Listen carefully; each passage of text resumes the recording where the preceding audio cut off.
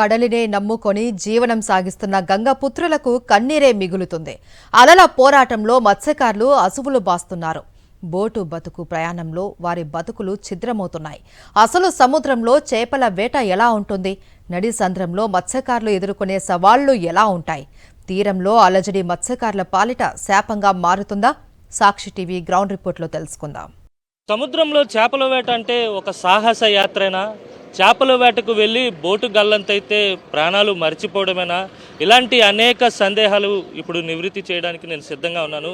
బోటులో బయలుదేరి Visakhapatnam fishing harbour నుంచి సముద్రంలోకి వెళ్ళబోతున్నాను. అక్కడ జరిగేటువంటి చేపల వేట, బోటు ఏ విధంగా నడుస్తుంది, అలల తాకిడి ఎలా ఉంటుంది, ప్రమాదం జరిగితే ఎలాంటి పరిస్థితులు మత్స్యకారులు ఎదుర్కోవాల్సి ఉంటుంది, ఇలాంటి అంశాలన్నీ కూడా మీకు చూపించేటువంటి ప్రయత్నం చేస్తాను. కల్లోల సాగరంలో చేపల వేట అంటే నిప్పుల మీద నడక లాంటిది. బోటు నిండా చేపలు పట్టి తీరానికి తిరిగి చేరుకోవాలి అంటే అంత ఆసామాషి కాదు. అనుక్షణం అప్రమత్తత అవసరం. ఈ నెల 1న వైజాగ్ హార్బర్ నుంచి మెకనైజ్డ్ బోట్లో వేటకు వెళ్లి గల్లంతైన వారి ఆచూకీ నేటికీ లభ్యం కాలేదు. ప్రభుత్వం నిర్లక్ష్యం స్పష్టంగా కనిపిస్తోందని మత్స్యకారులు అంటున్నారు. బోటు ప్రమాదం జరిగిన సమీప సముద్ర తీర ప్రాంతం నుంచి మరింత సమాచారం మా ప్రతినిధి అనిల్ అందిస్తారు.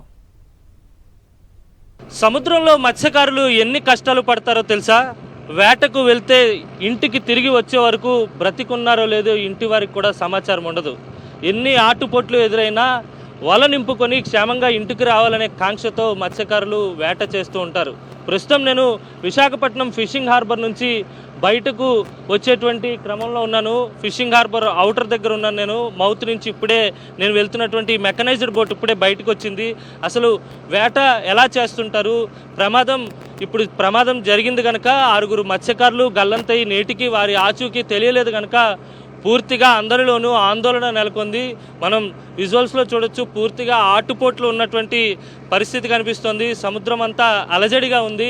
ఇలాంటి సందర్భంలో ప్రమాదం జరిగేటువంటి ఆస్కారం ఎలా ఉంటుంది, మత్స్యకారులు తీసుకునేటువంటి జాగ్రత్తలు ఎలా ఉంటాయి అనేది కూడా మీకు చూపించేటువంటి ప్రయత్నం చేస్తాను. ప్రస్తుతం మనతో పాటు కొంతమంది మత్స్యకారులు ఉన్నారు, మాట్లాడదాం.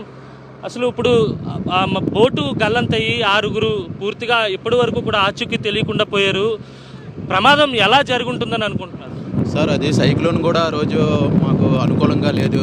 టాప్ మీద ఐస్ కొరత ఎక్కువ అయిపోయింది. టాప్ మీద కొద్దిగా మత్స్యకారులు చేపలు వేశారని తెలిసింది. అది ఎక్కువ ఒరుసు మరియు గాలి ఎక్కువ అయిన వల్ల అది ఒకేసారి తిరగబడే ఛాన్సెస్ ఉన్నామని నేను అనుకుంటున్నాను. ఎందుకంటే అక్కడ జరిగింది ఏదో మనం చూడలేదు కాబట్టి మేము వెళ్తాం కాబట్టి మాకు తెలిసే విషయం మాత్రం ఇదే. అంటే మామూలుగా సాధారణంగా ఇప్పుడు చూస్తే అసలు వెళ్ళడానికి ఇబ్బందికర వాతావరణం ఉంది. ఆ రోజు ఇంకా సముద్రం అలజడిగా ఉండుంటుంది కదా సార్? దీనికంటే ఎక్కువ ఉంటుంది సార్ రోజు. ఎందుకంటే సైక్లోన్ ఆల్రెడీ గవర్నమెంట్ అప్పటికి నెగ్లిజెన్స్ చేసింది. ఇలాగ సైక్లోన్ వస్తుందని కూడా అప్పటికి రిపోర్ట్లు వేసి అది ఇవ్వలేనట్టున్నారు. వాళ్ళు వచ్చే క్రమంలోనే ఇంకా సైక్లోన్ దీనికంటే డబుల్ ఎక్కువగా ఉంటుంది. ఈ రోజుకే మనం ఇలాగ అవుతున్నాం ఇంకా ఆ రోజు ఇంకా మీరే ఆలోచించుకోండి. మీరు ఈ రోజు వస్తున్నారు, మాతో పాసింగ్ అవుతున్నారు కాబట్టి ఆ రోజు ఇంకా దీనికంటే వేరేగా ఉంటుందని మేము అనుకుంటున్నాం. అంటే వాళ్ళు చెప్తున్న దాని ప్రకారం 10 నాటికల్ మైళ్ళ దూరంలో ప్రమాదం జరిగింది అంటున్నారు. ఇప్పుడు మనకి కనుచూపు మేరలు ఎక్కడ సార్ 10 నాటికల్ మైల్ అంటే అది చూడండి సార్, అది మన షిప్లు కనబడుతున్నారు చూడండి, అదే మన 10 నాటికల్ మరి. ఫిషర్మెన్స్ ఎంతసేపు ఎప్పుడైనా అంటే గతంలో కూడా గల్లంతులు జరిగాయి, బోటు ప్రమాదాలు జరిగాయి. ఈత కొడుతూ సముద్రంలోనే గంటల పాటు ఉండిపోయేటువంటి అవకాశం ఉంటుంది. అంటే దాదాపు చిన్న కూడా చెప్పిన దాని ప్రకారం 12 గంటల పాటు ఈత కొట్టినటువంటి పరిస్థితి ఉంది. అలాంటి పరిస్థితిలో ఎవరైనా వెళ్తే కనుక రక్షించవచ్చు కదా. ఏం దొరికినా 24 కాదు 24 గంటలు మొత్తం వారం రోజులు బతకగలరు. ఇప్పుడు చూడండి ఎదురుగా కనబడతాం అప్పకొండ దాడితే అదే ప్రమాదం జరిగిన ఏరియా. నిత్యం కూడా మత్స్యకారుడు అనేవాడు ఈ బ్యాండ్ పీరియడ్ అయిపోయిన తర్వాత జూన్ 15న బోట్లు గంగమ్మ తల్లి పూజలు చేసుకొని వేటలకి సాగిస్తారు.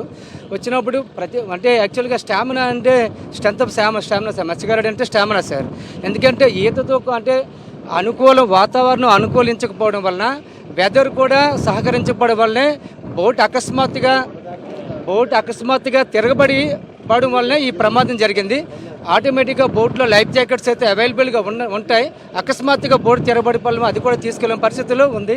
కాబట్టి బోటు మీద కూడా సుమారుగా అంటే 2:30-3 టైంలో ప్రమాదం జరిగిన వారు తెలిసినప్పుడు కూడా తర్వాత నైట్ కూడా బోటు పైన ప్రాణాలతో అంటే త్యాగం చేస్తూ అంటే వీళ్ళు ఏం చేశారంటే ప్రాణాలు గుప్పిట్లో పెట్టుకొని తెల్లవారులు 4 o'clock వరకు అంటే ఆ బోటు పైన ఉండి ఈదుకుంటూ ఏదైతే వెహికల్స్ అవుతుండగా పైకి ఈ 10 మైళ్ళ దూరంలో ఈ 10 నాటికల్ మైల్లో సిప్పు యాంకర్స్ ఉండడం గమనించి అక్కడికి ఈదుకుంటూ వెళ్తే నేను బ్రతుకుతాను అనే ఉద్దేశంతో 5 కూడా ఈదుకుంటూ వెళ్తూ అంటే బోర్డు తిరగబడి వెంటనే వెంబడి ఒక మనిషి మిస్సింగ్, 6గురిలో ఒక వ్యక్తి కూడా నీ ఈదలేని చెప్పడం జరిగింది. అలాగే 5 కూడా ఈదుకుంటూ కొంత సమయానికి వాళ్ళు కూడా బ్యాక్ వెళ్ళిపోయారు. ఒక చిన్న మాత్రమే సాహసం చేశాడు, ఎలాగనే నేను బతుకుతాను నేనే బ్రతుకుతాను అని చెప్పేసి చిన్న కూడా యాంకర్ని పట్టుకోవడం వల్ల ఈ నాయకి ఎప్పుడైతే నాయంది కిందకి మీదకి సిప్పు అవుతాయి కాబట్టి ఒక్కసారిగా ఆయన కూడా మళ్ళీ నీటిలో పడిపోవడం, ప్రాణాలకు గుప్పిళ్ళు పెట్టుకుని మళ్ళీ ఆయనకున్న బనియన్ను మన బనియన్ కూడా ఎగరవేసి చెన్నై సిప్పు ఈయన గమనించి చిన్న పైకి లాగడము ఈరోజు ప్రాణాలతో బయటపడ్డాడండి చిన్న. ఇది నిత్యం కూడా మత్స్యకారుడికి సాహస పోరాటం అండి. ఇది నిత్యం మత్స్యకారుడు రెక్కాడితే కానీ డొక్కాడిన పరిస్థితులు కాబట్టి ఈరోజు మత్స్యకారుడు అనేవాడు వేటకెళ్తే తప్ప ఫ్యామిలీ గెట్టం చేయలేడు. ప్రభుత్వం స్పందించిన తీరు మీకు ఎలా అనిపించింది? ప్రమాదం జరిగిన తర్వాత రాత్రే సమాచారం ఇచ్చారు, వెంటనే వెళ్ళుంటే కనుక దొరికేవారని చెప్పి కుటుంబ సభ్యులు చెప్తున్నారు. దానిపై మీ అభిప్రాయం ఏంటి? సార్ మేమేమనుకుంటామంటే నిజంగా ఇది ప్రభుత్వం 100% వైఫల్యం అండి. ఎందుకంటే సమాచారము ఇచ్చిన వెంటనే 2:30 కల్లా వాళ్ళకి ఫ్యామిలీకి ఫోన్స్ వచ్చిన తర్వాత మళ్ళీ 4 o'clock బోటు 3:34 కల్లా బోటు హార్బర్కి వచ్చేయాలి. ఆ సమయానికి బోటు రాకపోవడం వల్ల చిన్న వాళ్ళ వైపు మసేనమ్మ చెప్పిన మాట ప్రకారంగా ఆ రోజు ఆమె ఫోన్ చేస్తే ఆ ఫోను సిగ్నల్ లేదని గమనించి అయ్యో నా ఫోన్ సిగ్నల్ లేదని చెప్పేసి మిగతా 6 మంది సభ్యులు కూడా వాళ్ళ ఫ్యామిలీ మెంబర్స్ కాబట్టి వాళ్ళ దగ్గర కూడా కనుక్కుంటే వాళ్ళ ఫోన్ కూడా స్విచ్ ఆఫ్ అవడం వల్ల వీళ్ళు భయాందోళనకు గురయ్యారు. ఈ సమాచారం చూసి అన్ని ఎంక్వైరీ చేయగా బోటు మళ్ళీ హార్బర్లో కూడా వాళ్ళ ఫ్యామిలీ మెంబర్స్కి ఇంటిమేట్ చేసి ఎంక్వైరీ చేస్తే ఎంక్వైరీలో కూడా వాళ్ళ బోటు రాకపోవడం వల్ల ఇంకా భయాందోళనకు గురయ్యి ఆ తర్వాత 9:30 గంటలకి ఇంటిమేట్ చేయడం.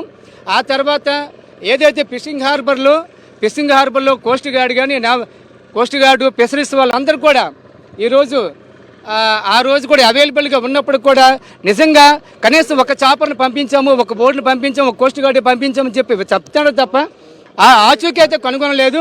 నేటికి ఈ రోజు వరకు కూడా నిజంగా వాళ్ళ మృతదేహాలకు కూడా కనీసం మృతదేహాలను కూడా వెతికి చేసి ఈ రోజు చూపిన పరిస్థితి దౌర్భాగ్యంలో ప్రభుత్వం ఉందండి. నిజంగా 100% ఇది ప్రభుత్వ వైఫల్యం కింద అనుకుంటాను. సిస్టమ్ కానీ లేకపోతే ఇతరత్ర ఇక్కడ లోకల్గా ఉండేటువంటి అధికారులతోని లేదా ఆఫీసులతోని కనెక్ట్ అయ్యేటువంటి సిస్టమ్ ఏమైనా ఉంటుందండి బోట్లోని? ఆ సిస్టమ్ ఏమన్నా ఓన్లు సెట్లోను బోటు పక్కపోటు మాట్లాడుకోవడానికి అధికారులతో సెటిల్ ఏమో ఓన్లు ఫోన్ల ద్వారా మాట్లాడుకోవడం తప్ప ఈ జీపీఎస్లు ఉన్నాయంతే పక్కపోటుతో మాట్లాడడం తప్ప ఈ అధికారులతో మాట్లాడడానికే తవ్వదు. ఏదైనా ఫోన్ల ద్వారా మాట్లాడాలి, అధికారులతో మాట్లాడాలి. అంటే మీరు చాలా కాలం నుంచి బోటు ఓనర్గా ఉన్నారు, ఫిషర్మెన్స్తో కనెక్టింగ్లో ఉన్నారు కాబట్టి మీకు ఒక ఐడియా ఉంటుంది. ఆ రోజు చిన్న వాళ్ళ బోటు ప్రమాదం జరిగిన ప్రాంతానికి రాత్రి 9 గంటల వరకు బోటు పైన నిలబడ్డామని చిన్న చెప్పాడు. వెంటనే వెళ్ళుండి ఉంటే దొరికేవారంటారా? వెంటనే వెళ్ళేవాడు దొరకడు కానీ మెసేజ్ వచ్చిన తర్వాత తెలియదు కదా. ఏడీ ఆఫీసర్లను ఓన్ ఆఫీసర్లు యాక్షన్ తీసుకోవాలి. వాళ్ళ త్వరగా పందం తీసుకోలేదు. వాళ్ళు బోటు చెప్తున్నారు కానీ ఇలా అవుతుంది కానీ ఇంతవరకు వచ్చి యాక్షన్ ఏమి లేదు. ఓన్ ఆఫీసర్ లేదు, జేడీ ఆఫీసర్ కూడా లేదు. అంటే జీపీఎస్ సిస్టమ్ ఉంటుంది బోట్కి, ఎక్కడైనా ఉంటే వెంటనే తెలిసిపోద్ది అనే మాటలు కూడా వస్తున్నాయి. ఆ జీపీఎస్ సిస్టమ్ బట్టి ఏం తెలియదు. బోర్డులు మాట్లాడుకునే వారు జీపీఎస్ సిస్టమ్ వేరే, అది ఒక పై బోర్డు ఇచ్చారు కొత్తగానే. ఆయన బట్టి ఒక బటన్ నొక్కితే పలానా దగ్గర ఏదో ఉందని తెలుస్తుంది బోర్డు ఉందని. అంటే చిన్న వాళ్ళ బోటు ఎందుకు ప్రమాదానికి గురైందని, ఎందుకు బోల్తా పడిందని అంటే మీరు ఏమంటారు? ఆ గాలి ఒడిసే వల్ల గాలి ఒడిసే విపరీతంగా ఉంటుంది. రన్నింగ్లో వచ్చిన కూడా బోర్డు మీద కట్టెలు ఇరిగేస్తున్నాయి. ఆయన బట్టి తిరగబడిపోతుంది. ఆ తిరగబడిపోవడం వల్ల అందులో ఒక మనిషి ఉండిపోయాడు. ఆయన కూడా పత్రికలు లేదు. మిగతా వాళ్ళు 6 తిరగబడి దాడి మీద ఉండి అలా పట్టి 9 గంటల దాకా ఉండి ఆ షిప్ కనిపిస్తుంది అంతే. వాడ కనిపిస్తుంది, వాడకి ఈదికి వెళ్దామంటే అందులో ఒక 6గురిలోను ఒకడు నేను ఏదలేను మీరు వెళ్ళారు. నలుగురు వెళ్ళారు. నలుగురు వెళ్తే నలుగురు గల్లంతైపు ఒక మనిషి చెన్నై ఒకడు ఆ షిప్కి దొరికాడు. శివ, మీరు చెప్పండి, ఇప్పుడు మనకు కనిపిస్తున్నటువంటి ఆ వాణిజ్య నౌక ఏదైతే ఉందో అక్కడి వరకు ఈత కొట్టుకుంటూ వెళ్ళాలంటే ఎంత సమయం పట్టచ్చు? ఎందుకంటే చిన్న కూడా అలాంటి ప్రాంతానికి సార్ ఎక్కడి నుండి మనం అనుకున్న రకంగా చూస్తే మినిమం 6 గంటలు పడుతుంది సార్. సాధారణంగా సముద్రపు పోటు ఎటువైపు ఉంటే అటువైపు రావడానికి వీలుగా ఉంటుంది కదా. అంటే దరికి ఉంటే దరికి, లేదంటే లోపలికుంటే లోపలికి. ఆ రోజు చిన్న చెప్తున్న దాని ప్రకారం లోపలికుంది పోటు, అందుకే వెనక్కి ఈదుకుంటూ వెళ్ళానని చెప్పే ప్రయత్నం. మేమైతే అనుకుంటున్నాం సార్. ఆ రోజు విపరీతం గాలి